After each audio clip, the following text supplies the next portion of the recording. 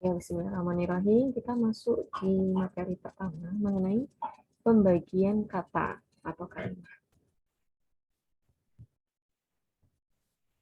Bismillahirrahmanirrahim. Kita mulai pembahasannya. Jadi kalimat sempurna ya di dalam bahasa Arab itu disebut al-jumlah. Di al-jumlah kalau dalam bahasa Arab al-jumlah itu berarti maknanya adalah kalimat sempurna, kalimat yang bisa dipahami, kalimat yang sudah bisa dimengerti maksudnya. Sudah bisa dimengerti maknanya. Itu al-jumlah. Kemudian sedangkan kata itu sendiri di dalam bahasa Arab itu disebut al-kalimah. Jadi al-kalimah kalau di dalam bahasa Arab itu artinya kata. Al-jumlah itu artinya kalimat. Ya, kalimat sempurna. Nah, jadi beda ya di dalam bahasa Indonesia dengan bahasa Arab. Jadi kalau dalam bahasa Arab jumlah itu berarti kalimat, al-kalimah itu maknanya adalah kata. Misalnya, ibu pergi ke pasar. Nah, ibu pergi ke pasar ini merupakan kalimat sempurna atau al-jumlah. Sedangkan ibu merupakan kata, sebuah kata, al-kalimah dalam bahasa Arab. Di al-kalimah, contohnya ibu. Terus kata pergi. Dalam bahasa Arab, pergi termasuk al-kalimah, kata. Kemudian ke, ini merupakan kata atau al-kalimah kalau dalam bahasa Arab. Selanjutnya, pasar ini juga termasuk kata atau al-kalimah. Jadi, ibu pergi ke pasar itu merupakan kalimat sempurna al-jumlah. Sedangkan penyusunnya ibu sendiri, pergi sendiri, ke sendiri, pasar sendiri itu namanya al-kalimah, kata dalam bahasa. Nah, sekarang kita akan mulai ya dengan membahas al-kalimah. Kenapa? Karena al-kalimah ya, karena kata adalah bahan dasar pembentuk kalimat. Jadi kalau kita itu pengen menyusun kalimat gitu ya, kita kan butuh ketika kita itu ingin menyusun jumlah, al-jumlah gitu kan ya, kita butuh al-kalimah. Kalau dalam bahasa Indonesia, kalau kita itu ingin menyusun kalimat, kita butuh kata, susunan kata-kata. Begitu. Nah, kalau dalam bahasa Arab, kalau kita ingin membuat al-jumlah, kita membutuhkan kalimat. Nah, disusunan dari al-jumlah itu dari kalimat. Seperti tadi ibu pergi ke pasar. Nah, kalau kita ke atas lagi, berarti ibu pergi ke pasar itu satu jumlah, satu kalimat. Tersusun dari 4 kalimat, 4 kata. Ya, teman-teman, insya Allah semoga mafhum. Nah, al-kalimah itu sendiri, kata dalam bahasa Arab, itu sendiri terbagi menjadi 3, al-ismu, al-fi'lu, al-harfu. Kalau mudah mengucapkan itu, ada isim, ada fi'il, ada huruf. Isim itu adalah kata benda, fi'il itu adalah kata kerja, dan huruf itu adalah kata sambung. Jadi terdiri dari 3 kata ini, 3 kalimat ini, isim, fi'il, huruf. Ya, jadi nanti dalam rangkaian-rangkaian kalimat dalam bahasa Arab itu pasti di dalamnya ada isim, ada fi'il, ada huruf. Nah, isim, ya, kita membahas tentang isim terlebih dahulu. Isim adalah kata yang menunjukkan kepada benda. Nama benda, nama orang, ya, nama binatang, nama tempat, kemudian kepada sifat atau yang lain. Contohnya Muhammadun, ya, Muhammad nama orang, Maryamu nama orang, Ustadun sebutan, ya, sebutan kalau dia seorang ustaz, seorang dokter misalnya. Kitabun, kitab buku, ya. Hisonun, kuda, binatang, ya kan. Syamsun, ya, matahari, benda-benda ciptaan. Nah, ini termasuk isim semua. Muhammad, Maryam, ya, kitab, kuda, matahari itu adalah termasuk isim. Jadi isim itu adalah kata yang menunjukkan benda, nama orang, binatang, tempat, sifat. Nah, apa saja tanda-tanda isim? Biasanya tanda-tanda isim itu dia bisa dibaca kasroh. Muhammadin, tilmidi, ustadi, kitabi, isoni, syamsi. Nah, karena dia terbaca kasrah, ya, ada keakhiran kasrah, salah satu cirinya bisa jadi dia termasuk isim. Muhammad artinya Muhammad, at-tilmidi, murid, ustadi, ustad, kitabi, buku, hisoni, kuda, asyamsi, ya matahari. Kemudian yang kedua, tanda-tanda isim supaya kita tuh lebih mudah itu ada ciri-cirinya ya teman-teman. Karena kan kita nggak tahu artinya, maka kita bisa melihat ciri-cirinya. Yaitu berakhiran tanwin. An in-un, Muhammadin, tilmidun, ustadun, kitaban, hisonun, syamsun. Nah, di perakhiran huruf tanwin. An in-un. Nah, ini termasuk ciri-ciri dari isim. Kalau sudah berakhiran an in-un, maka tidak diawali dengan alif lam. Karena alif lam dan tanwin itu tidak bisa disatukan, hanya salah satu saja dari isim itu dipakai. Jadi kalau sudah pakai tanwin, maka nggak pakai alif lam. Karena tanda-tanda isim selanjutnya itu adalah diawali dengan huruf alif lam. An-najmu, bintang. Nah, ini kan ada alif lam, maka belakangnya nggak ada tanwinnya. Itu kan cuman mu, bukan mun, bukan an-najmun, tapi an-najmu. At-tilmidu, ada alnya. Al-ustadu, al-kitabu, al-hisanu, asyamsu. An-najmu, bintang, bukan an-najmun. Pilih salah satu. Kalau di atas tadi misalnya ya, kalau tanda akhirnya tidak tanwin berarti najmun atau an-najmu. Memilih salah satu. At-tilmidu, murid. Al-ustadu, ustad. Al-kitabu, buku. Al-hisanu, kuda. Asyamsu, matahari. Kemudian tanda-tanda isim yang keempat itu adalah menunjukkan pada nama orang atau nama hewan atau benda. Seperti Aisyah tuh. Nah, Aisyah nama orang, Maryam nama orang, Zainab ya, nama orang, Zaidun nama orang, Zaid, Qalamun nama benda, pena, pulpen, Baitu, Baitun ya, rumah, nama benda. Nah, jadi tanda-tanda selanjutnya itu adalah dia menunjukkan nama orang, nama hewan atau nama benda. Kemudian selanjutnya setelah kita membahas mengenai apa itu isim dan ciri-cirinya, kita masuk pada kalimat yang kedua. Kalimat dalam bahasa Arab terdiri dari 3, isim, fi'il, huruf.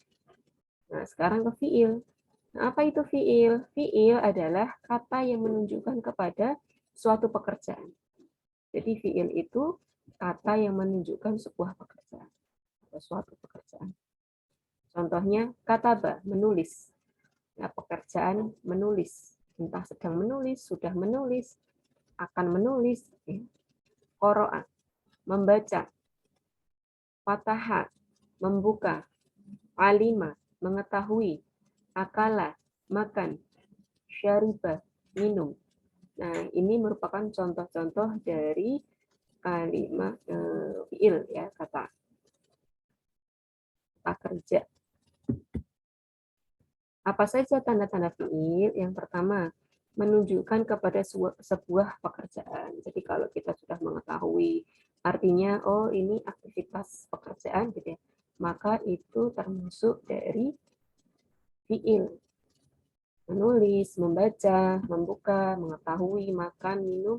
Nah, itu merupakan aktivitas. Jadi dia termasuk fi'il. Yang kedua, diawali dengan qad. Seperti qad aflahal mu'minun. Karena diawali qad, maka aflaha ini termasuk fi'il. Kemudian diawali dengan sin seperti sayasla, Nah, yasla ini termasuk fi'il. Diawali saufa. Contohnya saufa ta'lamun. Nah, ta'lamun itu berarti termasuk fi'il. Kemudian diakhiri tak sukun seperti zahabat. Berarti ini termasuk zahabat, ini termasuk fi'il. Ya, ditandai dengan qad, sa, saufa, dan tak sukun. Terus yang ketiga, kalimat dalam bahasa Arab itu ada huruf ya. Contohnya ada wa, fa, bi, ila. Nah, wa itu artinya dan, fa kemudian bi dengan, ila ke. Nah, jadi simpulannya kalimah ya dalam bahasa Arab itu terdiri dari isim, fiil, dan huruf. Isim itu adalah kata benda, fiil itu adalah kata kerja, dan huruf itu adalah kata sandi. Maka kalau nanti kita itu membaca atau menemui baca Quran kah, kitab kah, gitu ya, pasti akan tersusun dari tiga kata ini, tiga kalimat ini. Kalau enggak, pasti ada isimnya, ada fiilnya, ada hurufnya.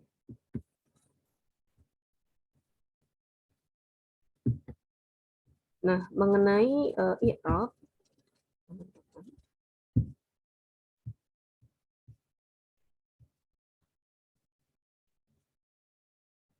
nah isim fiil huruf ya kalimat itu akan ada pembahasan mengenai i'rab.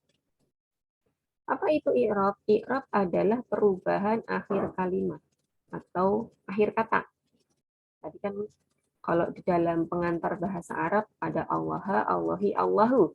Kenapa bisa dikata berharokat domah, fathah, kasrah gitu ya, itu termasuk i'rab ya, perubahan di akhir kalimat atau kata.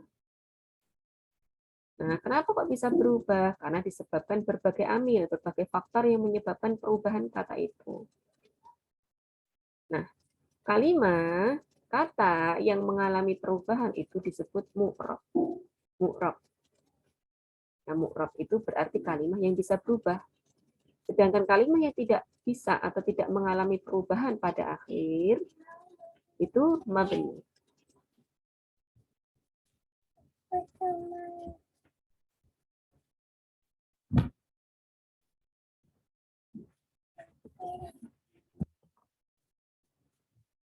Saya mohon izin sebentar ya, teman-teman.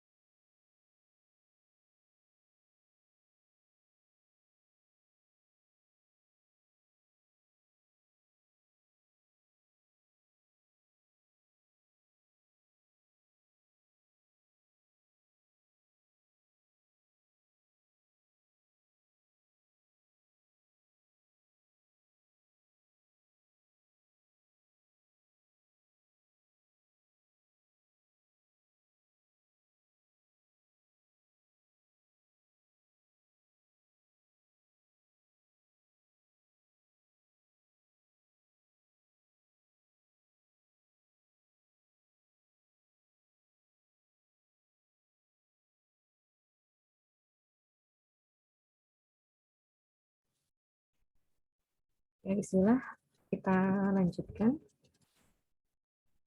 Tadi ya teman-teman, jadi kalimah itu ada yang mu'rab, ada yang mabni. Mu'rab itu bisa mengalami perubahan pada akhir kata. Kalau mabni itu tidak mengalami perubahan di akhir kata.